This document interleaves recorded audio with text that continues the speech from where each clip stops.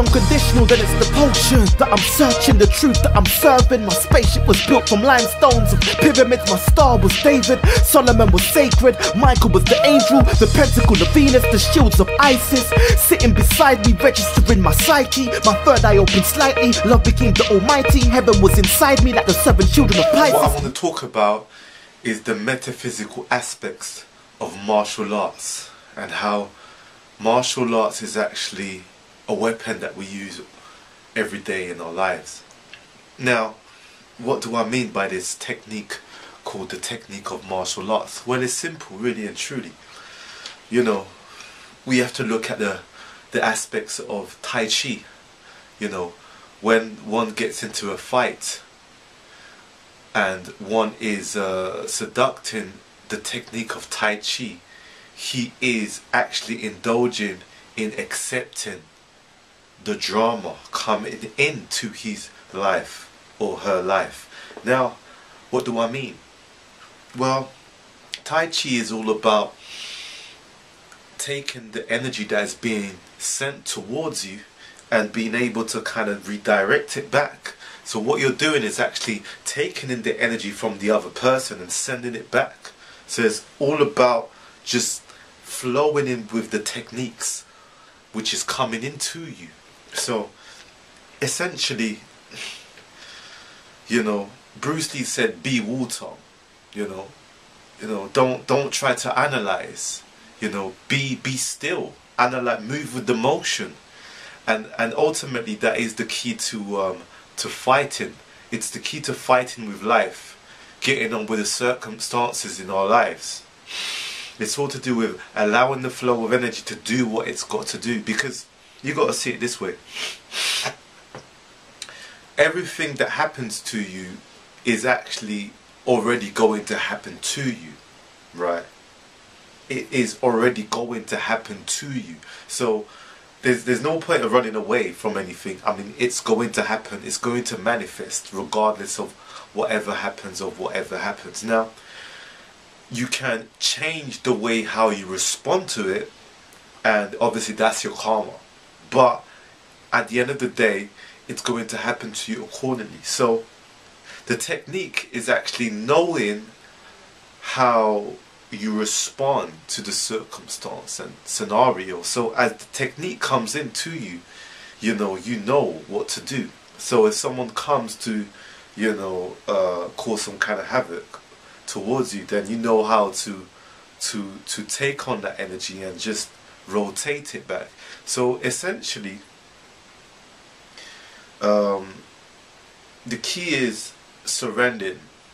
So when they say the act of dying is actually the act of allowing. The only way you can actually win is only by allowing. You can't win by fighting. You got to allow. When you attack, it has to be a form of allowing. Like, so let's take a perception of an argument or a perception of a discussion, and someone is having a go at you. What do? You could either attack straight away, or you could allow the energy to come in and then act. So then you act, but reacting accordingly to the motion of the energy that is being projected to you. So essentially, what you're doing is actually redirecting the energy. So if someone comes with an attitude which is fiery, you then firm it through and understand how the flow of that fire is coming into you and convert it to water. So essentially, you're mixing the elements. If someone is coming earthly to you and fixed, then you also hit them with water, or you hit them with fire, because actually it's fire. Essentially, fire will heat the earth to get it active. But in essence, obviously, if someone comes with a fire movement towards you, you're better off hitting them with water to swing them out, or to calm down the energy. So we could walk with any element, but in essence, any conversation is a mixture of different elements. Any form of fight is a form of elemental energy exchanging itself between one and then the other person. So it's all about swinging techniques. These are the techniques to swing in accordance to the movement. Now, the ancient Egyptians, right, when, you know, there was various invasions, you know, different forms of invasion from other races, you know, what happened was the ancient Egyptians, you know, they fought the war. They had these wars. They were fighting back, you know, they were, you know, attacking and so on. But there came a time when, you know, they must have realized that, you know what, we're being attacked now. We have to move with the cycle.